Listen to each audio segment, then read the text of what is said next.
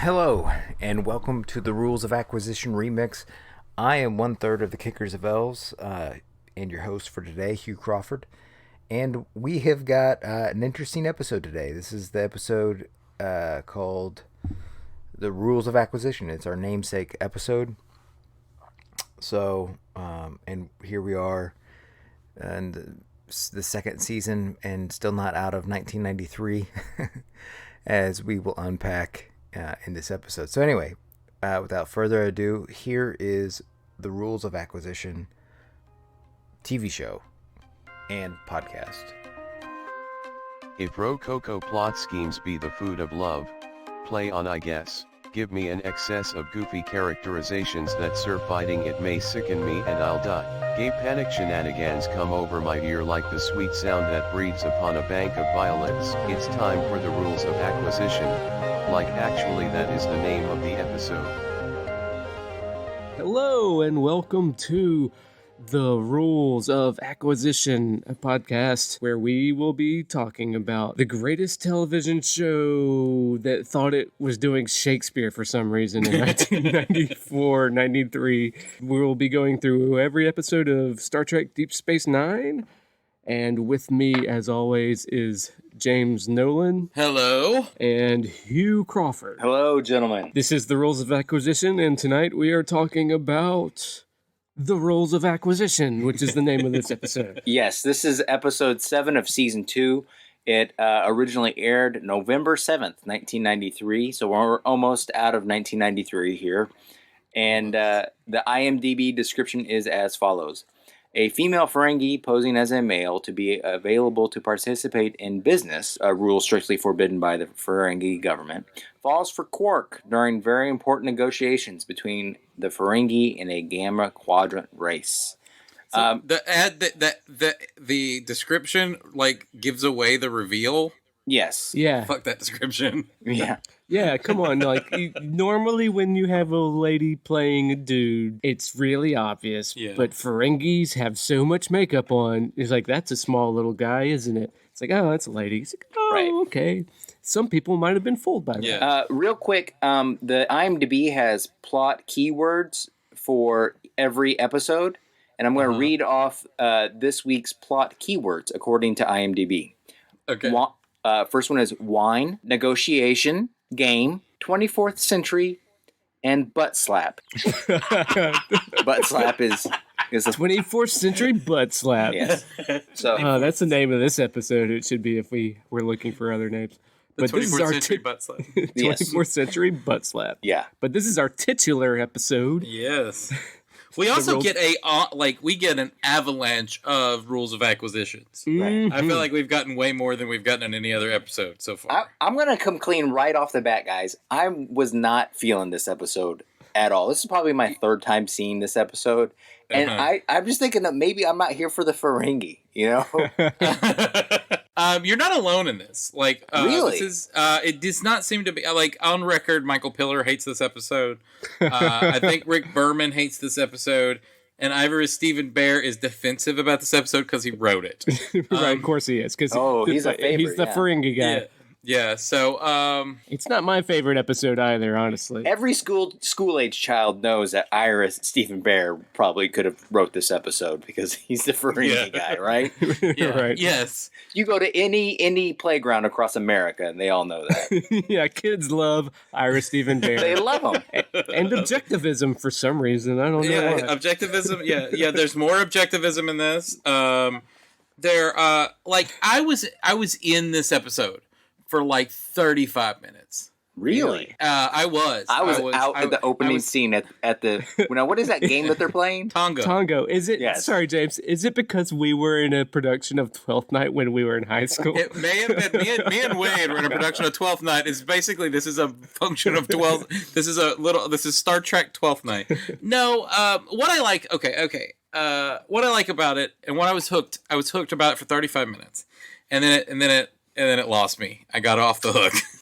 They took too long to reel me in on this. But the whole because it's a third act calamity, this episode. What I like most, or no, I'm not gonna say most. What I like sometimes that Star Trek can do is it can show extreme quirks of alien races and sort of highlight them by interweaving them through familiar scenario. And so for the most of this episode, it's actually like a pretty legitimate like falling in love story between it telegraphs that. Yeah, it telegraphs it. It was kind of very demonstrative with trying to be 12th Night.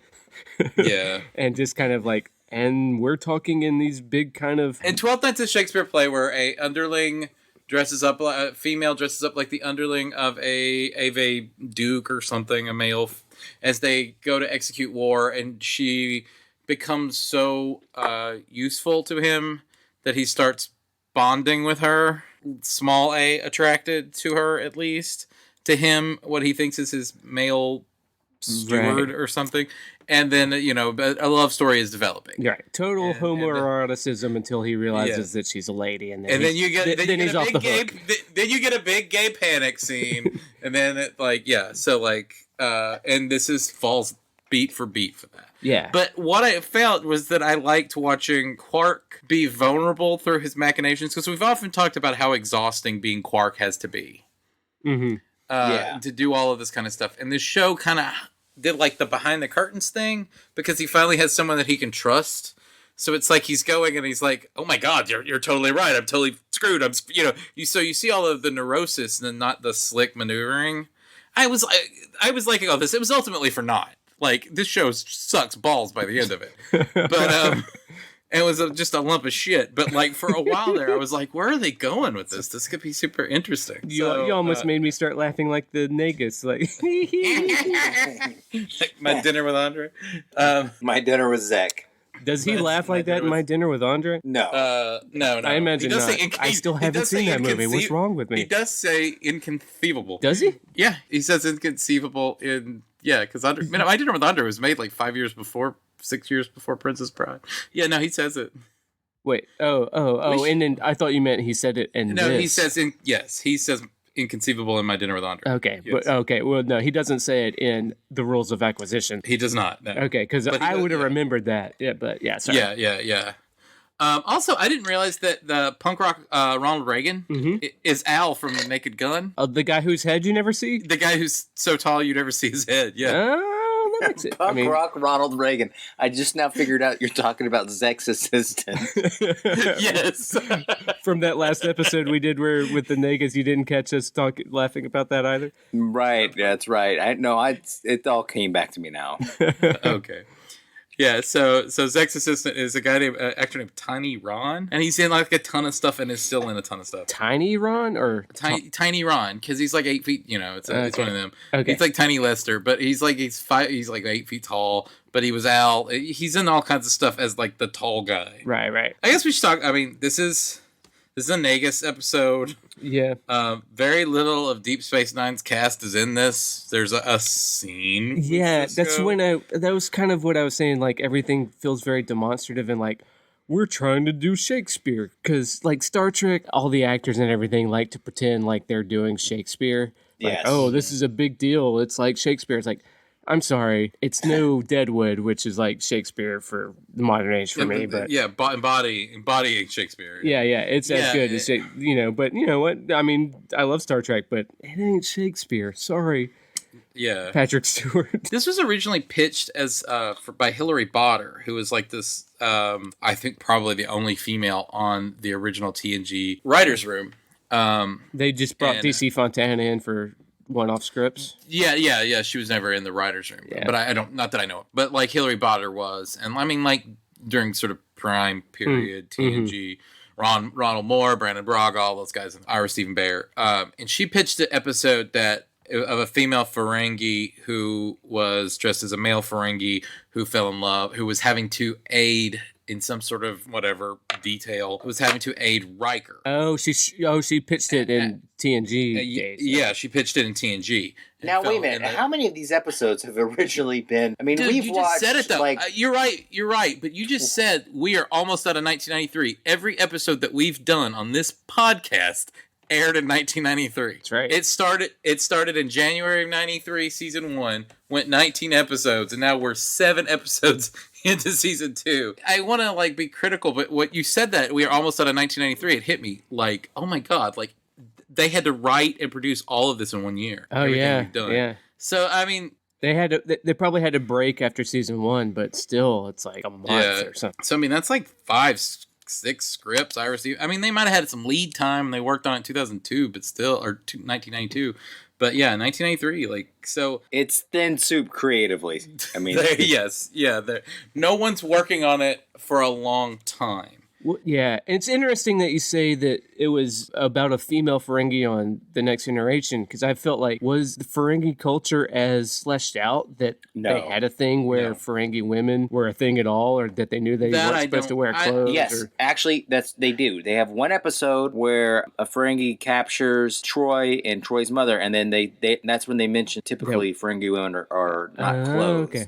Yeah. So I do okay. remember that. Yeah, and So- that definitely happens because Loxana talks about it too much Yes. in that Loxana. Yeah. So let's unpack this for a little bit, because of how the women are treated in Ferengi society. Because to be honest with you, I don't buy it.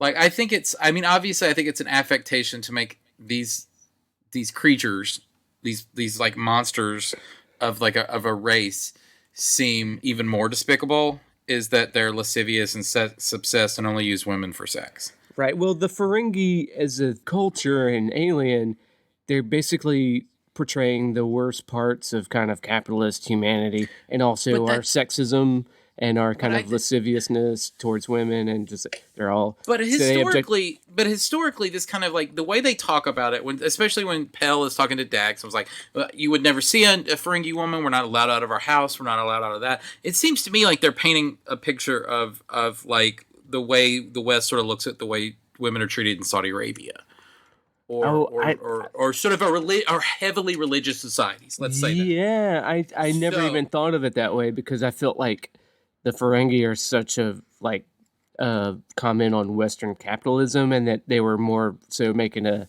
statement about like 50s era kind of women are meant to be in the household kind of thing, and Yeah. blah blah blah.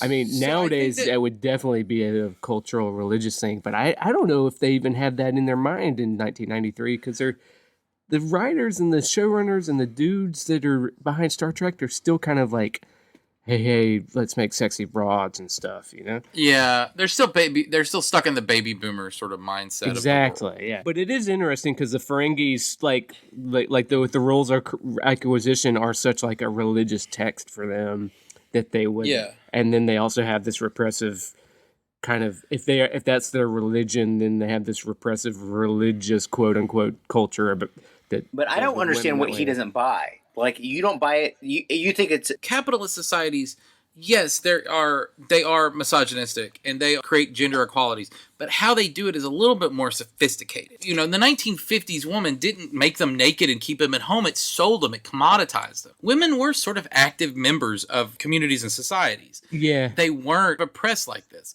And so whenever you have these religious sort of... Well, like, I feel like the Ferengi, it's like the same thing as women vacuuming in Yeah. high heels, except in Ferengi But it seems like culture, that they're naked. they're capital like they are essentially a monetary worldview organization, and they also highly sort of seek after skill. They're a meritocracy, like they really do believe that who has the lobes wins. Yeah. And so if this woman if a woman rose up and did negotiate these really I think profit would trump these sort of gender norms. No, you're right. It would. It feels weird that it doesn't. And honestly, later on in DS9, this gets addressed. Yeah, we do without address this sort of spoiling thing too much. without spoiling anything. Yeah. So But I you're got thinking- weird and creepy about it in the last time we talked about Ferengis. I'll just say that much. But if I'm hearing you right, James, what I understand you're just saying, you are bothered about how the writers themselves packaged this line of belief. It's not Sort the of, Ferengis yeah. that you believe the Ferengis. It's a flaw with how they're written. It's how it's conceived. Yeah, it's the flaw is how it's conceived. Because at your beginning, I thought you were taking up for them the position of a men's rights activist. Like, I don't buy the Ferengi are really that bad. No, I see what you're saying. No. You're saying that it's a poorly conceived, inconsistent with the internal logic of the world. Exactly. Right. And you want to get in the mindset of I just wanted to clear that up. Yeah, no, when I'm with these Bajoran popes and shit, I like want to get into like how the worldview and the mindset of these Bajoran popes. And if it turns out that there were some sort of huge gender inequities in that culture, I'm more likely to sort of buy that because I think that reflects back on religious societies in America or on Earth. But with these like sort of highly capitalistic societies and stuff like that, I just don't think that they would not want to make money off women. I just don't think that would be a hard block for them. Yeah, and the world building doesn't quite make logical sense there. Also, they're showed as highly sexualized beings. So you have whoever the fuck was the Ferengi on the TNG who fell in love with Loxana Troy, a powerful, self-possessed woman. You have, you know what? It was probably Armin Shimmerman. I don't know. Yeah, it was Armin Shimmerman, but I don't know if he was Quark or whoever. No, I doubt it. It was Armin Shimmerman and another makeup probably, or maybe Max Grodinchik, but probably somebody that's on DS9 right now. Yes, and then you have the sort of playful sexual sort of advances Quark to Dax, who is a powerful self-possessed woman, and then you have the Nagus essentially falling in love with Kira this episode. Yeah, who is he gets away with a lot more than you'd expect. Kira would let somebody get away with. She's definitely whenever you supply a whole continent with fertilizer, right? And she still buys a lot of patience with her. Yeah, it does. And then Dax gives her little talk. That was my one. That whole thing just kind of rubbed me weird. I think that you can save that for another race that treats women that sort of. Yeah, probably. Yeah, that's what I think. Okay, so let's go into the episode. All right, so it starts off, Morn's asleep. Odo wakes him up and tells him to keep walking. Jadzia's playing Tango with the boys. Tango, not Dabo, which is usually the game that we play. Ferengi don't play Dabo when they're with each other. They just play Tango, which is basically poker. Dabo is craps or maybe roulette, and then Tango is poker. There's 4 things you can do. You can confront, evade, acquire, and or retreat. 2 of them are the same thing, I think. Well, yeah. Well, first of all, there's the 4, and then there's more that comes that are the same thing. There's confront, evade, acquire, and retreat. And then later on, for some reason, risk. The risk is 5. The purchase is 3. You can sell at 8, but purchase and sell are the same thing. I don't know. It's like they don't know the rules. Buy low and sell high. It's like a stock. It's like a stock buying. And those aren't bars of latinum they're playing with. They're strips of latinum, right? Yeah, because there's like 40 in those cups, and I was like, are you telling me that the No J Consortium like sold a land for 5 of those things? Somewhere if you want to be a big nerd about it and go on Memory Alpha, there's a breakdown of strips versus bars versus something else of latinum. And then Pell comes up and talks to Quark about Gramillion sand peas instead of low carb beans, and they make you thirsty so he can sell more drinks. But at the beginning of 12th Night, I'm trying to remember, or is this just me talking out of my ass? Is there something about them putting a pearl in the drinks? Oh, I don't remember. I feel like maybe there is. I don't remember. Because we were in this play when I was in 10th grade and you were in 11th grade, over 15 years ago. Or... It was well more than 15 years. Yeah, I think Deep Space 20 Nine. Years, buddy. It was Deep Space Nine was still on the air. Let's just put it that way. It was not that deep. Yeah. But anyways, I feel like there's a thing where they do like, if music be the fruit of love, play on. That maybe he puts a pearl in the wine or whatever. Any Shakespeare scholars that are listening want to tell me I'm full of shit. I think that this was probably texturally pretty close to 12th Night. Yeah, to the beats of 12th Night. That's why I thought of it as like, and it would be the kind of thing that they. I think that Pell is clearly a woman. Mm-hmm. Like, I think I noticed that pretty early on. That the actress is played by a woman, but I didn't know if the story was going there. Like as the relationship, like I sort of noticed it as their relationship as her nurturing sort of. Relationship. It gets very much like what? Okay. Yeah, but I think even in this pre-credit scene, I'm just kind of like, is she supposed to be a woman? Because if not, this is interesting. Yeah, I wasn't sure if it was a woman or just like another kid, like Aaron Eisenberg. Aaron Eisenberg is, a very short. He's not a kid in this show. No, that's why I didn't notice. I didn't call him a kid, but he's a very, he's very short and small as a person. So I was like, oh, did they get another one of them? Yeah, it's almost a meet cute. Like kind of, except Pell's been working at the bar for a while. Yeah, but I get the feeling that like Quark hasn't noticed him. No, yeah. And Rom obviously hates him because Rom is like bizarro Ferengi. He doesn't understand smart people and right. Sort of drawn to dumb people. So. Yeah, it's the kind of thing. Okay, this is a game after the bar closes.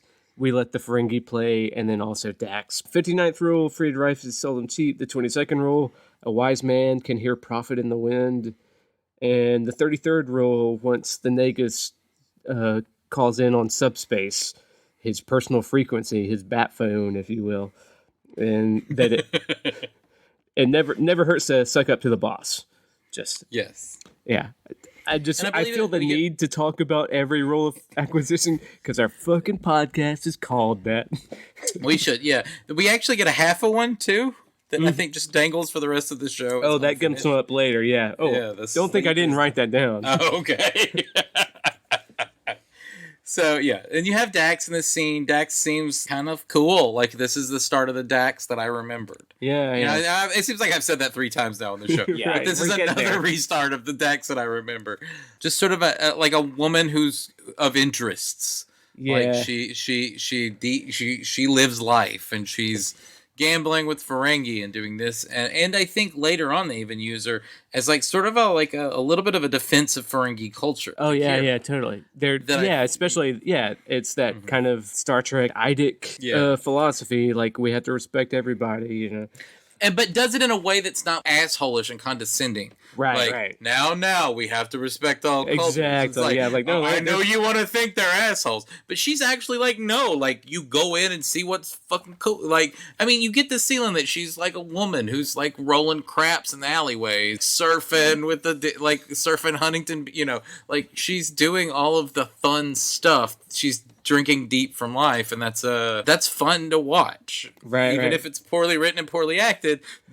Yeah, I was gonna say, like- she's not even that in this episode, but like She's fine, but at times I was like, as I was watching her, it's like, oh, this is Dex I like, and then but in the back of my mind, I'm still thinking, you know, I could imagine another actor doing it Yeah. where I liked it a little bit more, but yeah. And I actually in 2 scenes later, and I don't know if we want to go on this like sort of chronologically or just 2 scenes later, she's having a conversation with Pell, and Oh, yeah, basically the- she's trying to I let Pell noticed. know. Yeah, I know you're in love. She's saying you're clearly in love with Quark. yeah. And Pell's just like, fuck it, you know, like she doesn't even try to like hide it. She goes, I know, and he doesn't even know I'm a woman. And she goes, you're a woman? Yeah, that was the best part of the whole episode because it was an acknowledgement of feelings without gay panic. Yeah, that Yeah, and it was was. it was a tacit acceptance that maybe homosexuality existed yeah, in the show. that's what I was gonna Or say. Yeah, in the- that's what I in liked the about culture. that reveal. Like, oh, I know that you're in love with Quark, and that's totally fine. The surprising fact is that you're not gay.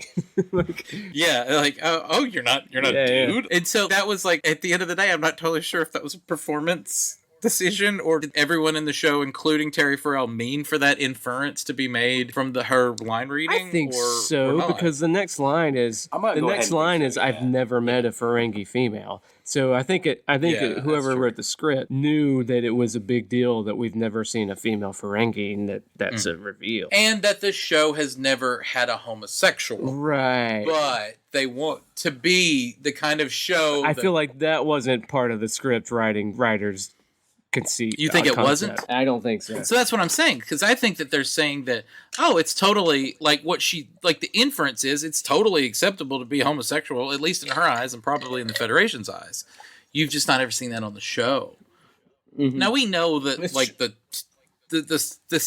Star Trek show that's going to come out next year or this year, when you know the CBS Star Trek show, it's homosexuality is going to be cool in that show. Well, But yeah, it- the showrunner is gay. yeah, well, yeah, I but mean, not just that, but like like society is cool with that Exactly, to the point yeah, where yeah. it would show that. You just go back to 1993 and right. like I feel like the people behind the show were probably cool with it too. They're just and like, knew that Star Trek would be cool with it, but they and the Star Trek would be cool with it, but at the same time, but it's a love that dare they're- not speak its name. and also probably none of the writers are gay. It's a bunch of straight white dudes Mm-hmm. that have grown up kind of for the most, probably a lot of the ways that I was in the '90s. Like I'm fine with gay people, but I've still got a lot of this kind of Hang-ups. know it. Yeah. hang-ups about it. If you ask me about it, I'd be like, oh yeah, gay people are. I'm fine with gay people, but like in the way that I write or whatever, and especially writers for television know that to play to this kind of what people want, which is like this, sexy aliens and stuff, and because we're doing Star Trek. But I didn't know if they'd said that because I mean, you would have to say it's on their mind because the show is leading up. We're about an act away from a pure gay panic scene.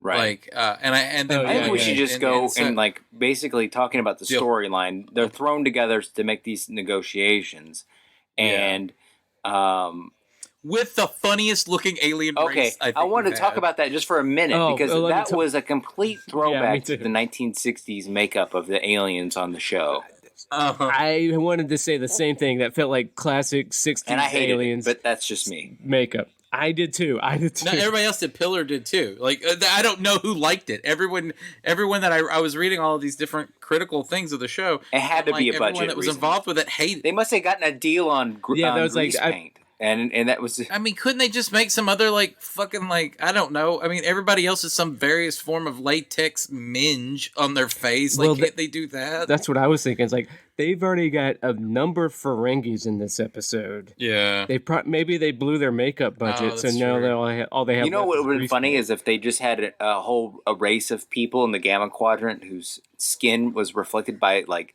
refracted to light, so they were invisible, and so then you just had like an alien walk in with like goggles hung up by like fishing wire and then voices. that would have been great. That's what they should have done. I mean, if you're Their makeup budget was so low they couldn't even pay to cover the whole Right. body in makeup. Well, not only that, yeah, and I got the feeling because I can't tell if because their chests are open and they're very muscular, both Yeah. the male and the female. I couldn't tell if that was like a fake. Yeah. I've always felt that Ricardo Montalban's Right. chest in Wrath of God is like Yeah. like a plastic. was it prosthetic? Yes, like a rubber chest. But and I was trying to tell if it was that or if this was actually like built dudes.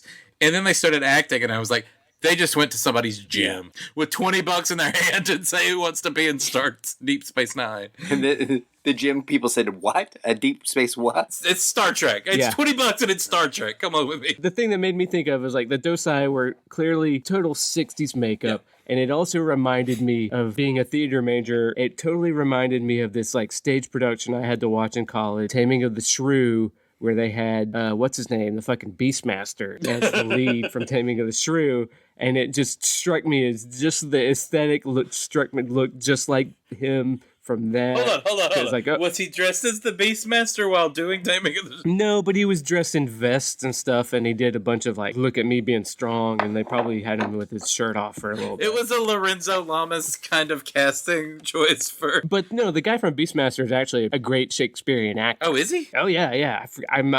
I should know his name. Right Oh, now. okay. So he was up to the task. Yeah. He got cast in Beastmaster because he was a Because famous. I was picturing Kevin Sorbo's Taming of the... No. Oh, okay.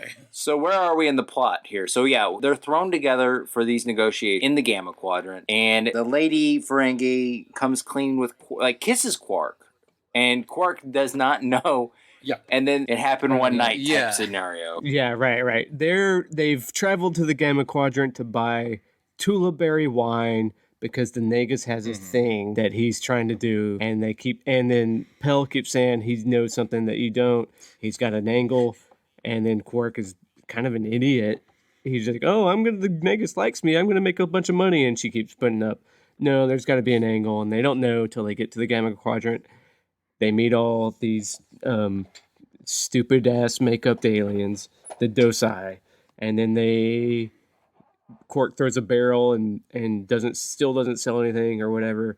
Then they go to a bed. Well, she's like, What at some happened? point, I almost think, like, she was trying to get him to drink Tuliberry wine. Right. Oh, Because it was almost like she was trying to roofie him. right. Well, when they get to the room, she's like, "Oh my God!" Quark's like, "I'm taking off my clothes. I'm getting ready for bed." And she knows is like, Yeah. And she's scratching her ears or something because she can't sleep in that stuff. I guess was the implication. She was just totally uncomfortable. Yeah, because Bajoran women have very small lobes, and then it's obvious. The reason they go there is because the 48th rule of acquisition: the bigger the smile, the bigger the knife. That's how Quark knows that the Nagus is probably setting them up for something. They go there. She's freaking out because he's going to bed and taking off his clothes and stuff. And then she's like, "Here, drink this wine." And then she jumps on top of him. And kisses him, and while on top of him on the bed.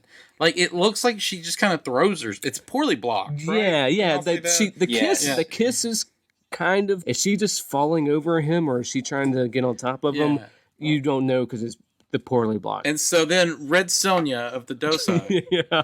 comes in and like and is like totally cool with this. Yeah, like yeah. two She's like, oh dudes yeah, it's making like, oh, out. that's fine. Yeah, she's like, that's cool, dude. I mean, I didn't want to get involved. Like, you know, she was like, I'll come back in the morning. Yeah, you look busy. Obvious Quark is in full gay panic. I mean, and I don't want to say it's gay panic. It's just, I mean, a dude kissed him.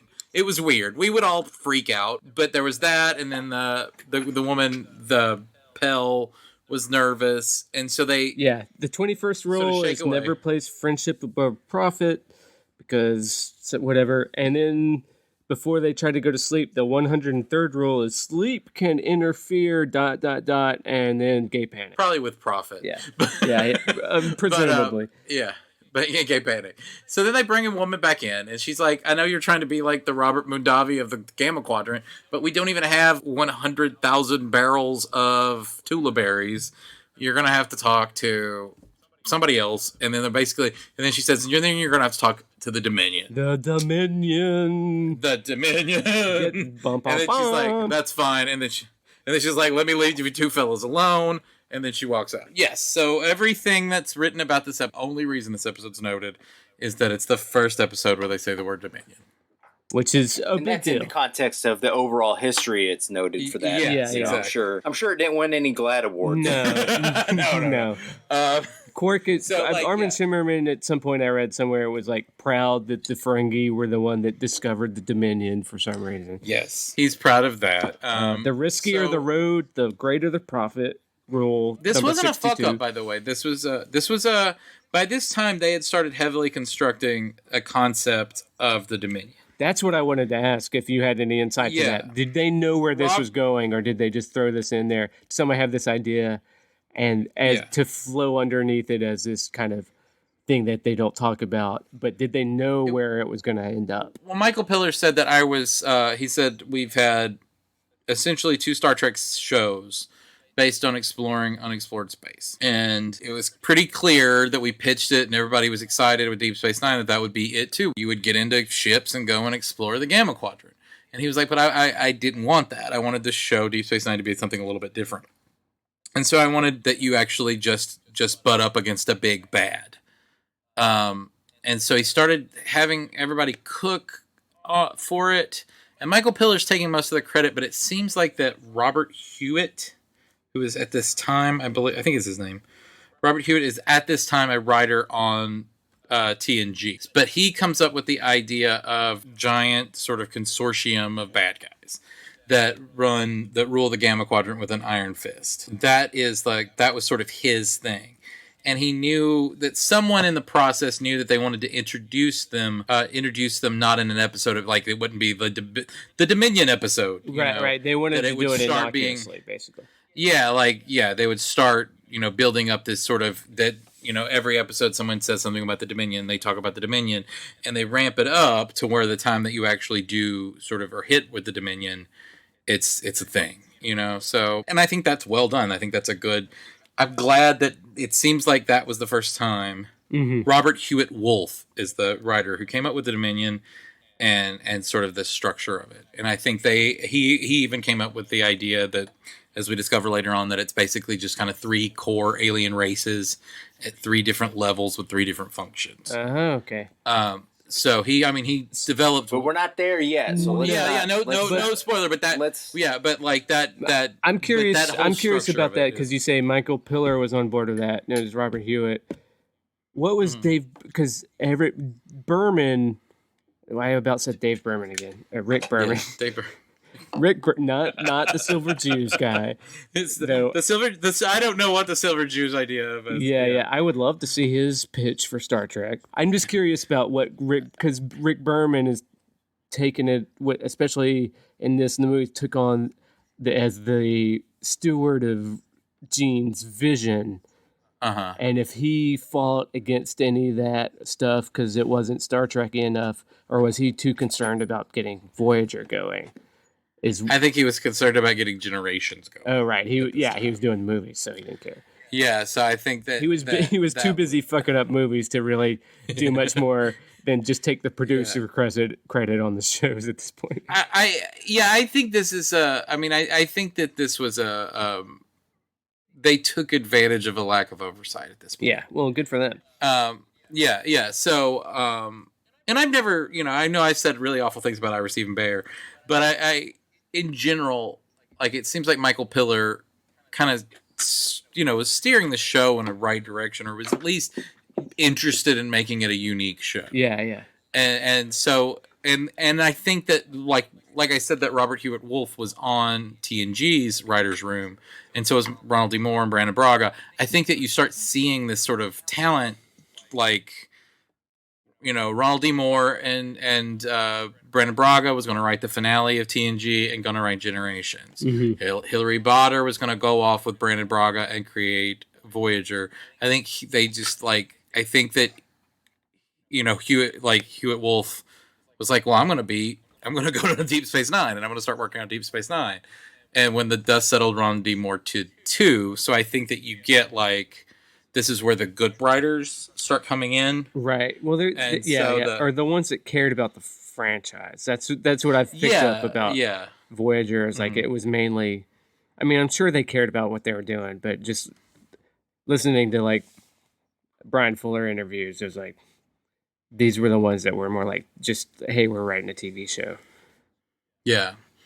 And so I think that that's when, so you start seeing this sort of positive talent drain from TNG over to Deep Space Nine, to help sort of construct the Dominion. So, in a very real way, this is sort of the beginning of the show proper. Yeah. I don't think it's a spoiler to say that the Dominion changes everything about this show. Yeah. About what you've seen up to this point. We've already talked. But at this point, it's just a clever ruse that it's pretty simple. That Robert, My Dinner with Andre, was trying to finagle a relationship with the Dominion and using Quark as just the tool to do that. Right. Yeah. He learns that there's a thing called the Karama that he needs to talk to.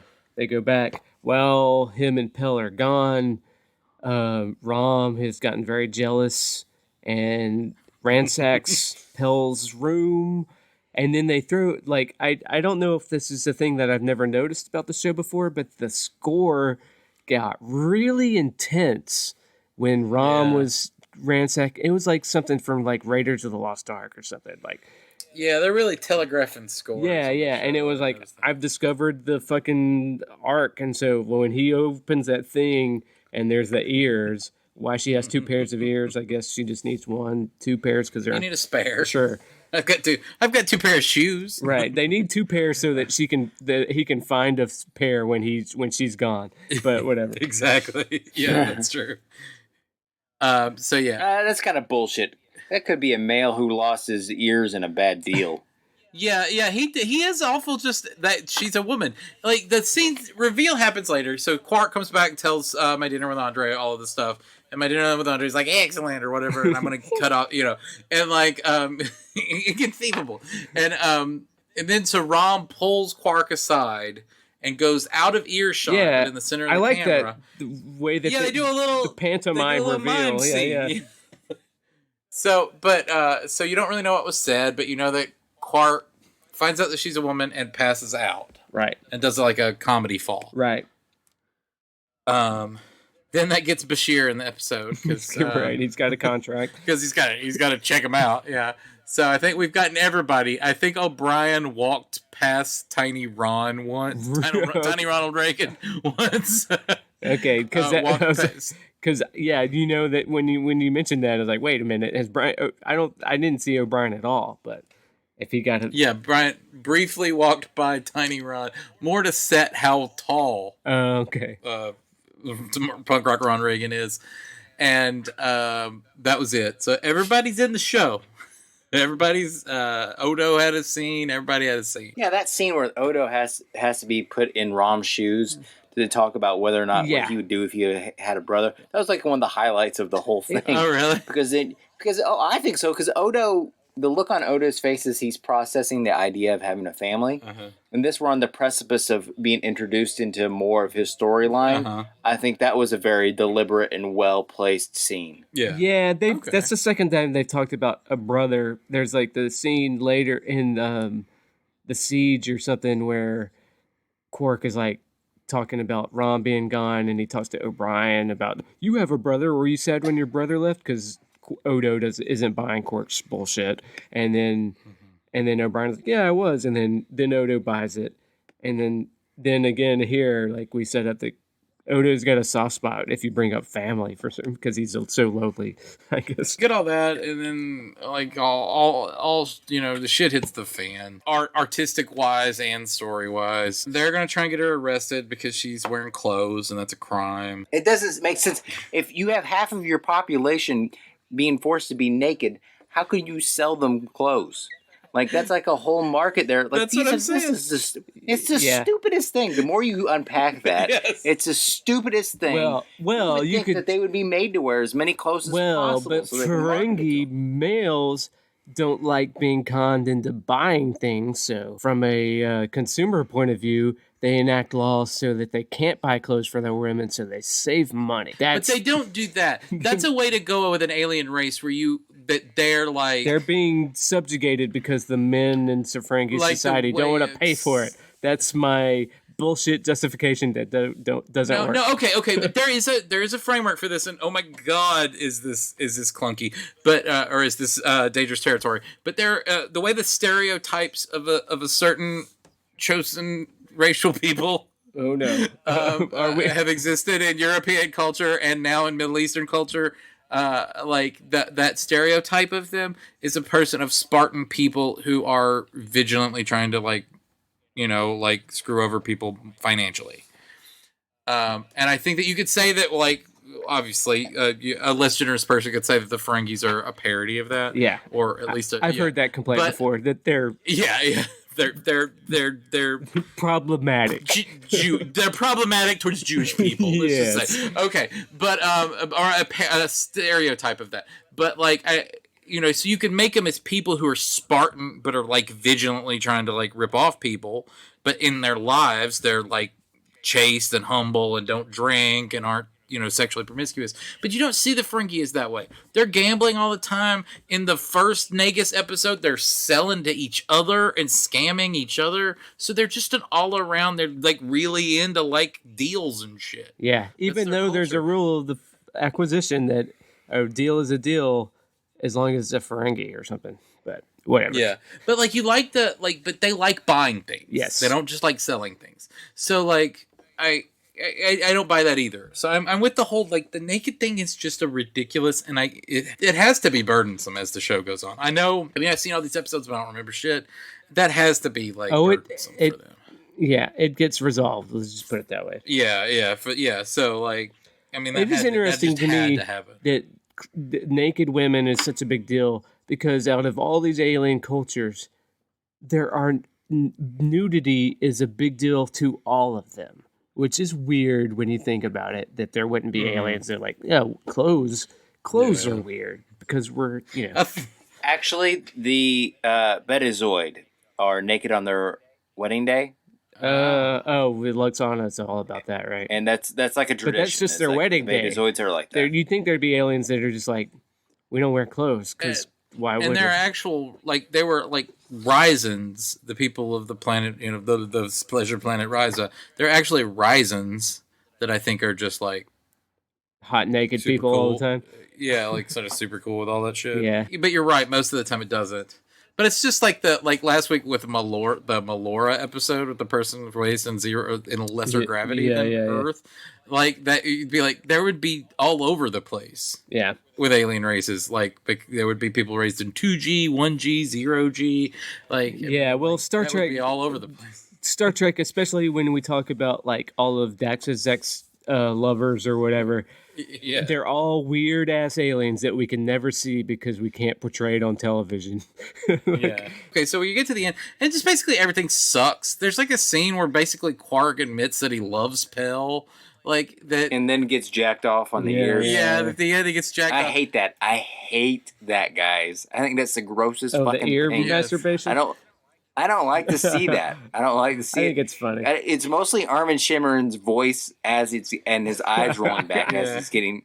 It's mostly the response that I don't like. It's mostly that he's a good enough actor that you really see him coming, and it freaks you out. Yes, I actually, not- I know this sounds weird, but I think that I want to actually sort of put a pin in where the pleasure level is on that. Because if it's just like, because sometimes they, like, that scene, it was kind of like she caressed his face or blew gently into his ear. And he, you get a shiver when a woman does that, and that's benign in a show. They had a good kiss before the year.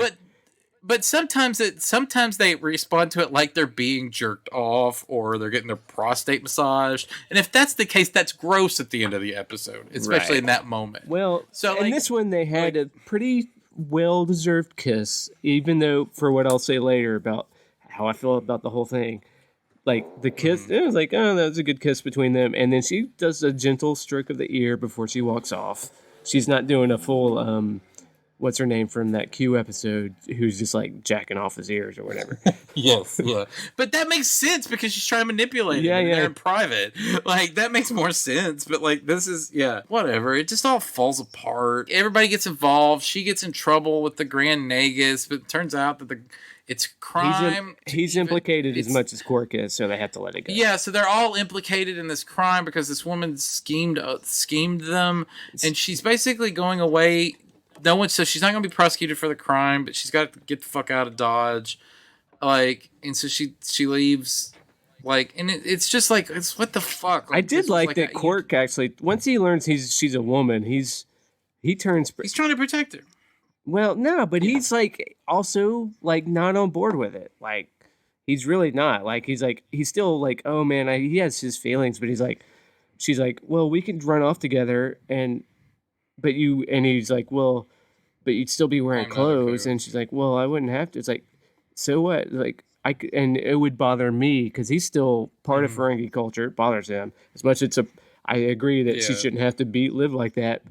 He's like, no, it would be a problem for me if you were not a good Ferengi woman. Well, let's unpack what we would change. Yeah, we should jump into that. Yeah, because that's where I'm at. Let's get into that. I think that the biggest problem with this and what I would change is that I would let all of these, like, sort of, like, because like I said, I was kind of into this part of the storyline in the beginning of the show. But, like, at the end, it all goes to shit. There's too much goddamn story.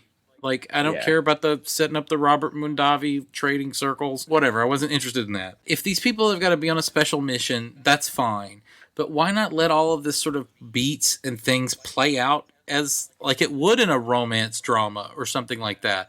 Let it play out in private amongst them. Don't have the ROM reveal. You don't need that. Don't bring Rob or Nagus into this. Just have Quark learn something about himself and learn something about women. He ultimately can't. It's too much. It's too different for him. He definitely feels something, but it's too much for him. But as she leaves and as he basically, kicks her out of his life, he realizes that she changed something about him. And I don't think any of that was shown. Yeah. Like, that's an arc. That's a character arc. Just change all of that. Get all the extraneous bullshit out of there. I know you called Wallace Shawn onto the show, and you feel like you got to give him scenes. But this is like, I don't know. It was just a mess. Yeah, I mean, I liked Wallace Shawn. I like it. It's like as much ass grabbing he got with Kira, which was kind of amazing. But whatever. But my biggest 24th century butt slap. Yeah, like twice. But my biggest problem was this thing. The thing that I would change is like I don't understand why she's in love with Quark. I would have made her like the whole thing is just her throwing fucking googly eyes at Quark. Like make her a bit of more of a hard ass. Make her like she's a weak person.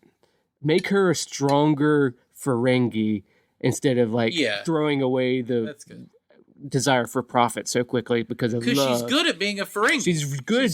She moved here to pursue profit because she doesn't want to be put in the box that Ferengi women are, which I'm on board with. That's great. But then I never expected to fall in love with Quark. Okay, fine. Fall in love with Quark, but don't be such a pushover once you do. Like, the whole thing with her just giving googly eyes all the time is just like... It took guts to get as far as she did. Yeah. So where did the guts go? I mean, I understand it doesn't change who you are. You're still a person of resolve. Right. Like if you could like leave your home world. Yeah. In disguise. If she were like a more Vash not the Stampede, but from the Q episode. Like, if she were more like, yeah, I'm all about profit, and that's what I find attractive about Quark, because we're the same.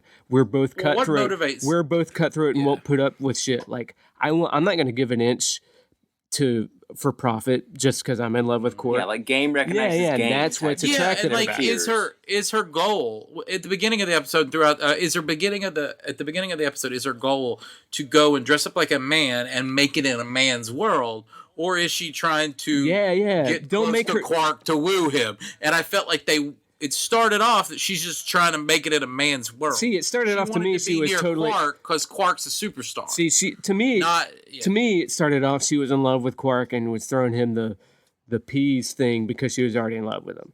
As far as she should have been like, here's this peas, I'm going to be cutthroat about this deal I'm giving you about the peas because of that. Even that first rule of acquisition that they talk about in the show, that free advice is seldom cheap. It shouldn't be cheap, but she's still giving that shit away. Like, it should be like, yeah, it's not cheap. This is what I want. And then by end of Act 2 of the episode is where she and Quark actually fall in love with each other or whatever. But it's like already a foregone conclusion at the beginning, which is... Oh, you have a little complication in that scene, too, because there's that scene where they're playing tango with Negus, and she has an opportunity to take credit. Like, she gets credit from Negus where Quark isn't. Yeah. And then she reaches out. You could see it like her sort of grab the brass ring there, you know? Right. And even if she still did that, you wait till that point to make her reach out, and she's like, what the fuck am I doing? Yeah. Oh my God, I'm in love with Quark. Yeah. That's a way to reveal it. But not from the whole googly eyes the whole time. I think you guys covered a lot of the ground of the stuff that I hated in the actual episode. I'd probably figure out a way of getting rid of the gay panic. I think that if there's a problem between romance, it's the fact that they're coworkers, and that probably should be a rule. Like, not the fact that they're both male, but the fact that they're coworkers forbids them from being, like, if that was the taboo. Mm-hmm. I mean, but that doesn't really fit into the existing story, but I think that would have been an interesting angle. Are you saying that, like, it would be cool for Ferengis who are not business affiliates, they could be gay together? Yeah, like if Quark was like, "Whoa, we can't do this." Yeah, why not? Because whoa, we can't do this, because and you they're think not that a religious-driven society. Right. Why couldn't they be? And if all the female Ferengis are restricted to leaving, they can't get away from Ferenginar. Why not have like a Spartan kind of relationship among the male Ferengis that go out in search of profit?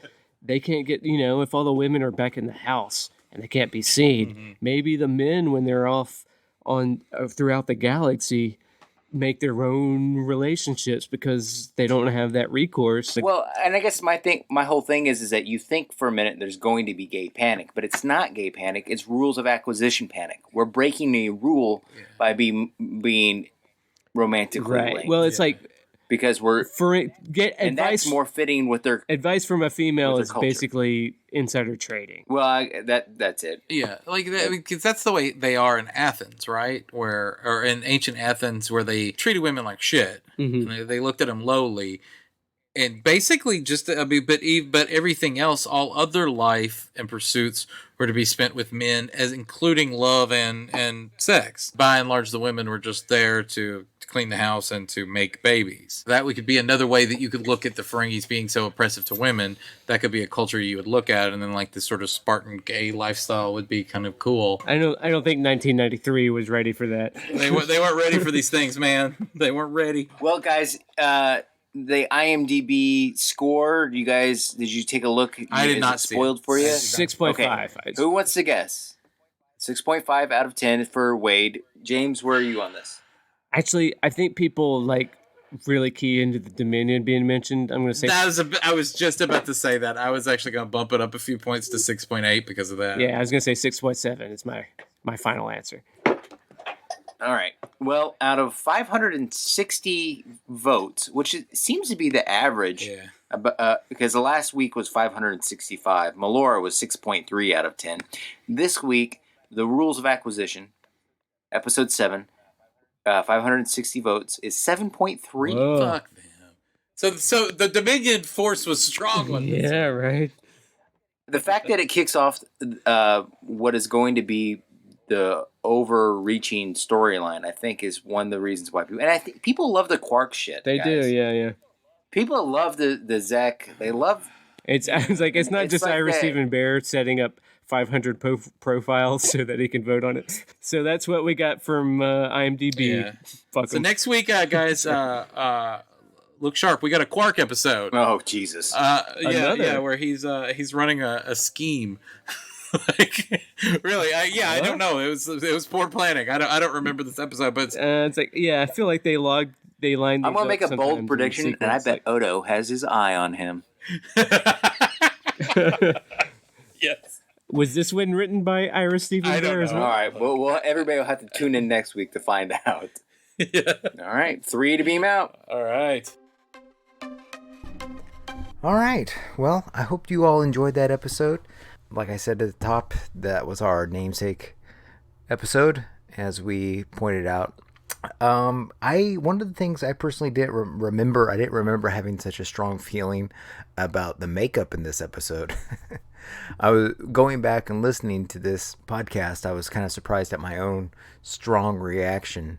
I don't ever remember having such a strong reaction about really any Star Trek makeup.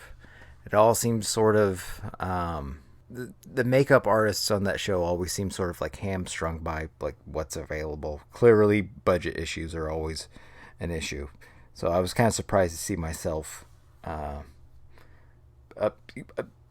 upset to that degree about the makeup. It is interesting though. A couple production notes about the makeup. Makeup designer Michael Westmore based the facial art of the Dosi on colorations found in the tribes of the Borneo of the South Seas, which, okay, well, that kind of explains that, I guess. Michael Pillar commented, sometimes, quote, sometimes less is more. One of the aliens looked like Joe Piscopo in a Saturday Night Live skit. The credibility is important. You had to swallow that to get to that episode.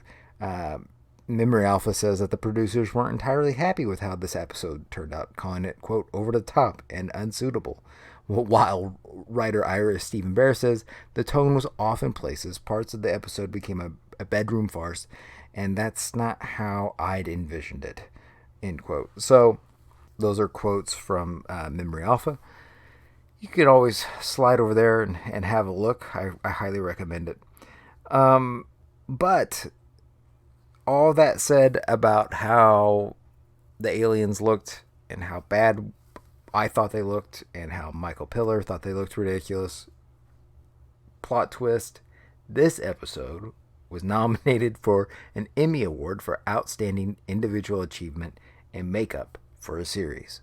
So, what do I know? I guess in 1993, the television makeup bar was set a little low. All right, what do I know? Moving on.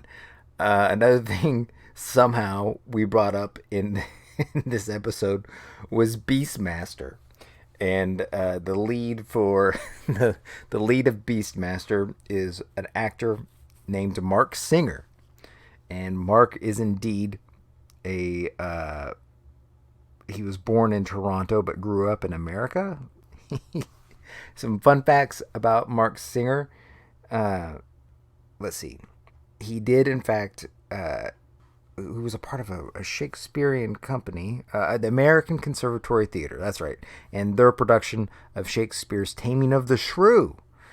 I couldn't see anything about the Twelfth Night of him being in, but did find that he was in a production, the American Conservatory Theater's production of The Taming of the Shrew. So maybe that's what Wade was thinking about. I don't know. But to me, my favorite Mark Singer fact is that he voiced the character of Man-Bat on Batman the Animated Series. So, and that marks, I think, another voice actor from Star Trek. The first being, I believe, the actor who plays Kor. So, played Mr. Freeze? Not Kor. I don't know. One of the old Klingons did Mr. Freeze's voice. That's, now my memory's failing me. My least favorite fact about Mark Singer, he is the first cousin of director Bryan Singer. So that is something I did not know. And I'm sure we would have gone down a really weird rabbit hole had that been brought up on this episode of the Rules of Acquisition. Well, that's all I have for you this week. I really hope you enjoyed this episode. Next week's episode is one that we all liked quite a bit. I think it's one of our all-time favorites. So be sure to come back and check out the remix for that as well. You can find us on Patreon at Patreon.com/Kickers of Elves. And if that's wrong, please edit that out, Wade. Also, leave us a nice review on iTunes. We could always use that. So, anyway, thanks again for listening. Wanted to beam out. Did you know that some Deep Space Nine podcasts have more reviews than us on iTunes? Doesn't that piss you off? Please review us on iTunes. We need to feel loved sometimes. Please follow us on Twitter. I want to hang out with those grease paint Tulaberry dealers with the chest muscles. They will joke with me about my powerful metal robot body and superior brain capacity. I will bust their balls about those stupid fucking red faces and with them, what Native American war paint and swim caps. We will share a plate of nachos, a few beers, hit on some women. I have no idea where this is going. Why do I tell you these things?